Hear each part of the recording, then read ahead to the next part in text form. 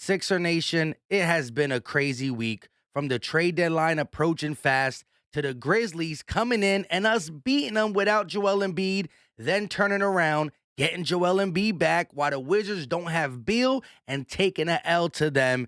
And oh, by the way, Ben Simmons is found in Shaq's DMs upset. This is Philly Talk with Philly Mike. Talking Sixers in the Bird Gang, that's I like. Competition, we ain't scared, yeah, that's what we like. Win or lose, you know we showing up and we gon' fight. You see we strive for the sky every day that go by. And every single week we screaming fly, Eagles fly. This is Philly Talk with Philly Mike, yeah.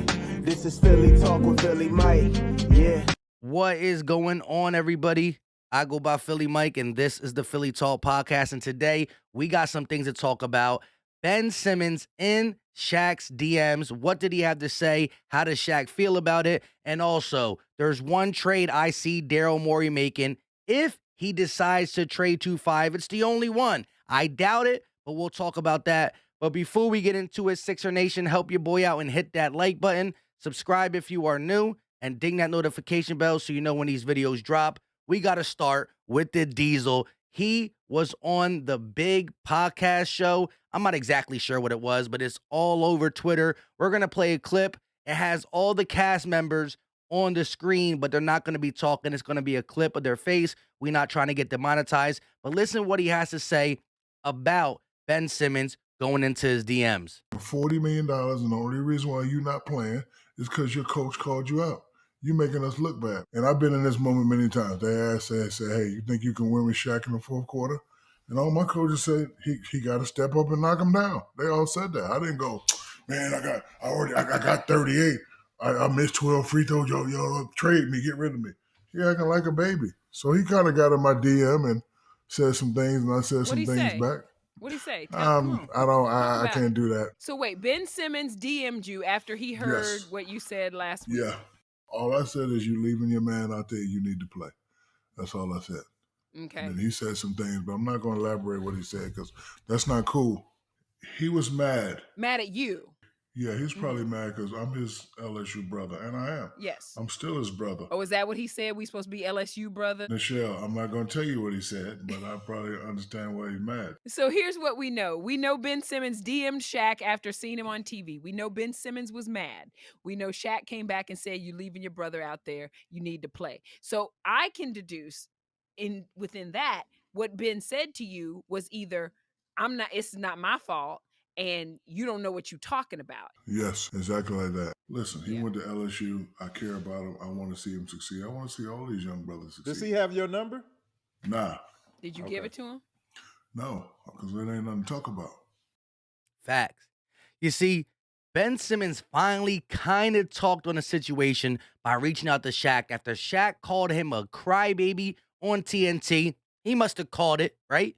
Because a lot of things have been said about Ben Simmons, and he stayed quiet. It's only been Rich Paul talking, but he had to come out. He slid into the DMs, hit the keyboard, talking about LSU, talking about you don't know nothing, blah, blah, blah, blah, blah. It's Joel's fault. It's Joel's fault. I was nice to him when we lost to the Raptors. Oh, by the way, Joel Embiid had a plus 89 to your negative 16. Oh, by the way, Joel Embiid was the only reason we got to Game 7.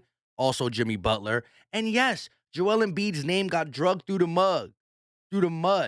It got drugged through the mud in the sense of he was sick. You shouldn't have been sick, or you should have been able to take care of your body weight. All that stuff that was drugged on Embiid's name, what'd he do? He went better. He got better. And then he was the runner-up MVP last year and the MVP frontrunner this year, right? That's what he did. And yes, you need to be talked about because you haven't got better. But we're not going to talk about that. But at the end, Shaq said, no, I don't give him my number. What are we going to talk about? We got nothing in common. He's a joke. But hopefully Ben Simmons won't be on this team much longer. And if he does get past the trade deadline, I'm going to be silent until the end of the season when we finally make a move. Now, talking about possibly moving on from Ben Simmons, this is the only way. NBA Central said for the first time in a long time, sources close to Bradley Beal indicates he's not rejecting out of hand the notion of a trade elsewhere, even though his preference is to remain with the Wizards per at David Aldridge and Joshua B. Robbins on Bradley Beal's future. Here's the thing. The Wizards were in the playoff hunt early in the season, and they got beat. They got kind of kicked out of the playoffs. Bradley Beal's injured. He's having, up and downs with some of his teammates, one being Spencer Dinwiddie. Now, the Wizards ain't tied to Dinwiddie. They'll get rid of Dinwiddie if Beal says he stays. So we're going to talk about Dinwiddie as a possible rebound candidate where we won't have to give up much. But Bradley Beal has spoken to NBA analysts and reporters, and said that he is not going to sign an extension. So let's be real. Kuzma wants to shoot. Trez is a hustler. They got other shooters on this team, and Hachimura. They need a veteran point guard, a defensive player, because Kuzma not playing defense. Trez is, but Kuzma not, even though he blocked Embiid last night.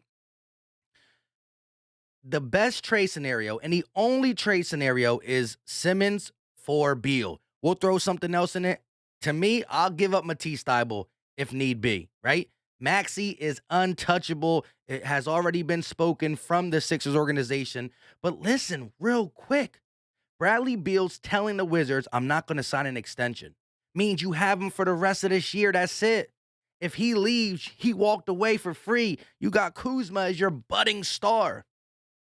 Ben Simmons is on the contract for 4 more years. He's going to play for you. It's a small town in Washington. Nobody really cares about the Wizards. It's a perfect matchup. He gives you what you need, and you ensure 4 years of a potential all-star on your team. Now, we could go ahead and trade for Bradley Beal, and he might not sign for us, so we might get a rental. But I believe if he plays alongside of Maxey, Curry, and Joel Embiid, he's going to want to re-sign. It's everything that he's going to dream of. It's everything he ever wanted that he doesn't know, but when he gets here, he'll know. This is the only thing I could see working, because Daryl Morey will not do no little deal. None of the Pacers deal, the Spurs deal, the Sacramento deal. He won't do that. It's Jaylen Brown. It's James Harden. It's Bradley Beal.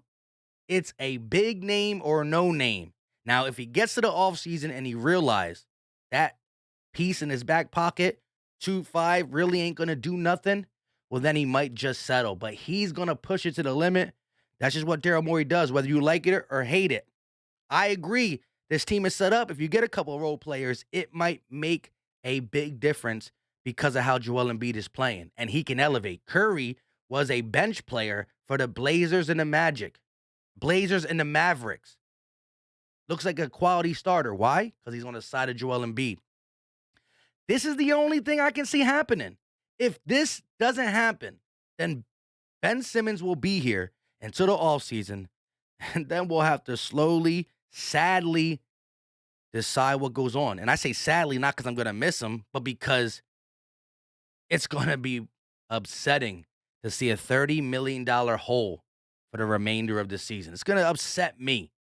Especially if we end up kind of, sort of making some noise in the second roundish.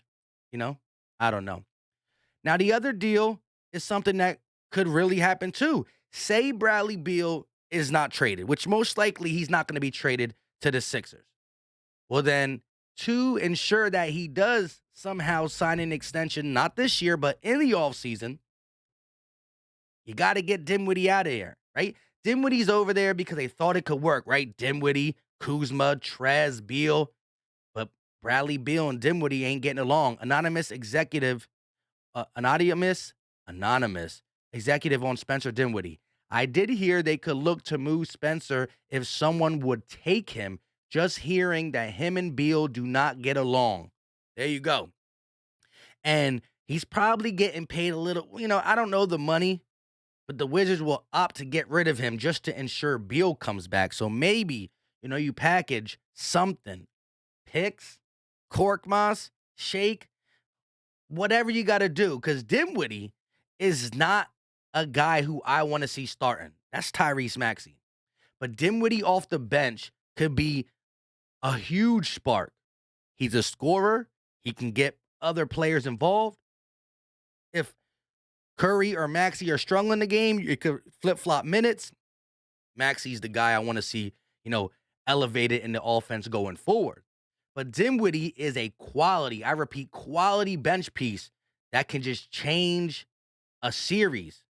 A struggling starting five, one game in a series, Dinwiddie comes big with a 23-point game, 25-point game. It can change a series. He ain't going to win you a series. He can just change a series depending on who we play, how we match up. But this is the high-quality second point guard that we could use, and I don't know what we would need to give up. But it looks like if Bradley Beal is going to stay with the Wizards, he got to go. So let me know your thoughts in the comment section when it comes to Shaq, talking about Ben Simmons in his DMs. Bradley Beal, like I said, that's the only thing I could see. It works best for both teams. Maury ain't going anywhere else. And let me know. If not, Goran Dragic, Terrence Ross, DJ Augustine, Spencer Dinwiddie, Alex Burke. Who should the Eagles get? Because you need another name off the bench. That is where we're the least reliable. Isaiah Joe playing good. Will Doc play him? I don't know. I can see Cork. I can see Shake. And I don't know if that's going to get it done. Danny Green? Let me know your thoughts in the comment section. I go by Philly Mike. This is the Philly Talk Podcast. If you haven't done it, make sure you do it. Please like. If you're new, subscribe. And ding that notification bell. We go live and we do the play-by-plays. I'll catch you on the next one.